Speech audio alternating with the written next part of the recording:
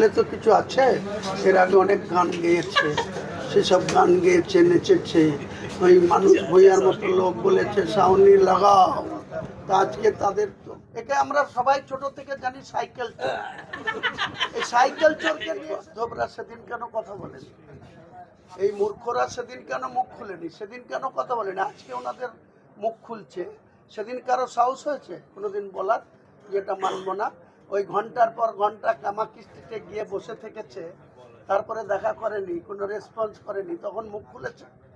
আমরা মুখ খুলেছি গত কয়েক বছরে। আমাদের ভালো করে সাংবাদিকদের দেখুন, বা আমরা যে কোনো জায়গায় আমরা মুখ খুলেছি। আমি নিজে মুখ খুলেছি, তারা কোনোদিন মুখ খুলেছে?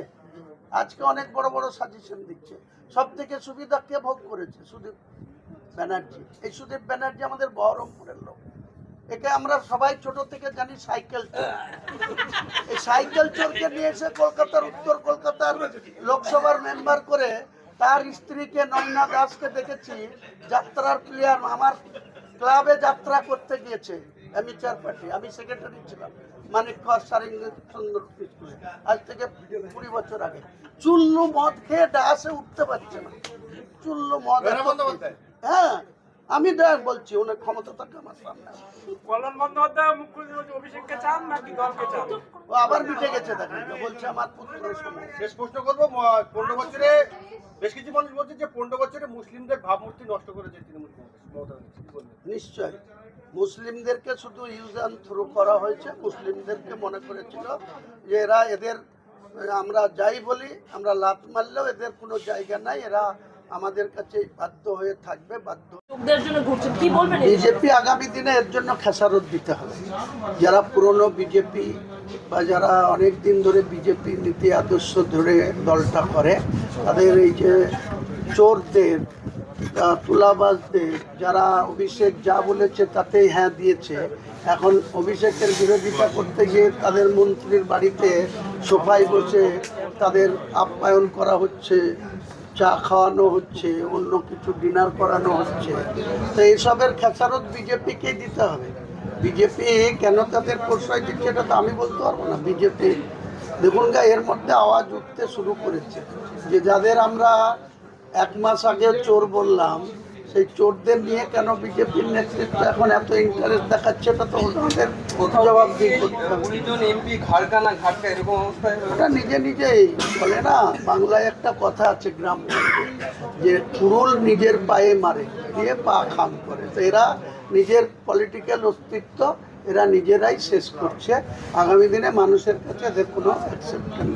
আমরা যে শাইনি ঘোষকে দেখতাম যে মমতা বন্দ্যোপাধ্যায়ের মতো সাজ পোশাক মমতা বন্দ্যোপাধ্যায়ের পাশে ঘুরতেন, এখন দেখতে যে তিনি বিমানবন্দর থেকে মুখ ঢেকে আসছেন, কি বলবেন এই বিষয়ে? একটা চোখ লজ্জা বলে তো কিছু আছে। এর আগে অনেক গান গেয়েছে, সেসব গান গেয়েছে, নেচেছে। ওই মানুষ ভূঁইয়ার মতো লোক বলেছে সাউনি লাগাও। তা আজকে তাদের তো মানুষের কাছে সোজা হয়ে দাঁড়িয়ে কথা বলতে গেলে তো একটু লজ্জাবোধ হচ্ছে, তাই মুখ ফুক ঢেকে বুরখা ফুরকার পরে পড়বে, দিল্লিতে যাবে, নামবে। কি বলবেন, সাংসদরা মমতা বন্দ্যোপাধ্যায়ের সাথে বিশ্বাসঘাতকতা করলো? নিশ্চয়, শুধু মমতা ব্যানার্জির সঙ্গে না, 2024-এ বিজেপির বিরুদ্ধে যারা মমতা ব্যানার্জিকে দেখে প্রতীকে, জোড়া ফুল প্রতীকে ভোট দিয়ে নির্বাচিত করেছিল, তারা বাংলার প্রত্যেকটা ভোটারের সাথেও বিশ্বাসঘাতকতা করেছে। এর জবাব এরা নিশ্চয়ই পাবে। যারা 2 কোটি টাকার স্ক্যাম করেছে, যারা 200 কোটি, তারা ভালো তৃণমূল হয়ে গেল। যারা 2 কোটি টাকার স্ক্যাম, তারা এখন কোমর দোষ। সেটা আপনারা জার্নালিস্ট মানুষ, সংবাদ পরিচালনা করছেন, আপনারা বিচার করবেন, মানুষের কাছে তুলে ধরবেন এদের ক্যারেক্টার। এরা আমাদেরকে অনেক কিছু বলেছিল, আমাকে 1000 কোটি টাকার ডিলের কথা বলেছিল এই তৃণমূলের লোক। আজকে তারা কোন স্বার্থে সেই সমস্ত বিজেপির নেতাদের শরণাপন্ন হয়েছে, তো সেটা তারাই, মানুষ তো বিচার করবে। পলিটিক্যাল যে কোনো ম্যান, তার মূল্যায়ন আম পাবলিক করে। ভোটের যখন আসে তখন ভোটের ময়দানে ভোটের বোতাম টিপা বা ছাপ মারার টাইমে মানুষ ঠিক বিচার করে। 60 জন এমএলএ বা 20 জন সাংসদ চলে গেলেন, তাহলে কি আমি কিন্তু 6 মাস আগে বলেছিলাম, 2025 সালের ডিসেম্বর মাসে আমি বলেছিলাম যে তৃণমূল দল আর ক্ষমতায় আসতে পারবে না 2026-এ, এবং ক্ষমতাচ্যুত হওয়ার পর দেখবেন 6 মাসও টাইম লাগবে না, তৃণমূলটা তাসের ঘরের মতো ভেঙে পড়বে। আমার কথা মিলেছে, 1 মাসের মধ্যেই তৃণমূল। তৃণমূল ভেঙে যাওয়াতে থেকে আমজনতা উন্নয়ন পার্টি খুব একটা জায়গা বেশি তৈরি হলো। নিশ্চয়ই মানুষের কাছে গ্রহণযোগ্যতা বাড়বে। মানুষ কি করবে? 140 বছরের দল জাতীয় কংগ্রেস, তারা 50 বছর আগে ক্ষমতাচ্যুত হয়েছে 1977 সালে। আজ পর্যন্ত তারা কোনোদিন, আপনি রাজস্থানে যান, আপনি তামিলনাড়ু যান, আপনি ইউপিতে যান, সেখানে দেখবেন 10 বছর 15 বছর অন্তর ক্ষমতা চেঞ্জ হয়। কখনো কংগ্রেস আসে, কখনো বিজেপি আসে, কখনো উত্তরপ্রদেশের সমাজবাদী পার্টি আসে, মায়াবতী পার্টি আসে, আবার বিজেপি আসে। কিন্তু পশ্চিমবাংলায় টানা 50 বছর কংগ্রেসের অস্তিত্ব সংকটে ভুগছে। দিন দিন ক্ষয়িষ্ণু হচ্ছে তাদের রাজনৈতিক শক্তি। এবারে ভোট পেয়েছে 294টা আসনে লড়ে 2.79%।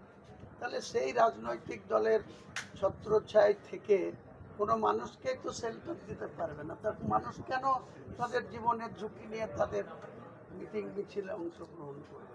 মানুষ তো ডাঙায় থাকতে চায়, শক্ত জায়গায় পা রেখে থাকতে চায়। আপনাকে আগেই বললাম যে কোনো ডুবন্ত জাহাজে কোনো নাবিক বাঁচতেও পারে না, চাপতেও চায় না। মমতা ব্যানার্জির এমএলএ এমপিরা যাচ্ছে এনডিএ সমর্থন করছে, আর মমতা ব্যানার্জি যাচ্ছে কংগ্রেসে, কি বলবেন এই প্রসঙ্গে? কংগ্রেসে মমতা ব্যানার্জি, কংগ্রেসটা ভেঙেই তো মমতা ব্যানার্জির তৃণমূল জন্ম হয়েছে। তখন কংগ্রেসের বিরুদ্ধে অনেক অ্যালিগেশন করেছিল। তারপরে 98 সালের 1 জানুয়ারির পর 2001 সালে আবার সেই কংগ্রেসের সঙ্গে হাত মিলিয়েছিল। তো উনি কখন কি বলেন উনি ঠিক করবেন। এখন ওনার ভাইপো বাঁচাবেন না দল বাঁচাবেন, সেটা তো ওনাকে ডিসিশন নিতে হবে। মানুষ তো বিজেপির হাতে বাঁচতে তৃণমূলকে ভোট দিয়েছিল। মমতা ব্যানার্জি বলেছিল যদি বিজেপির হাতে বাঁচতে আমাকে ভোট দিন, এখন তো তাদেরকেই ধরে রাখতে পারছে না।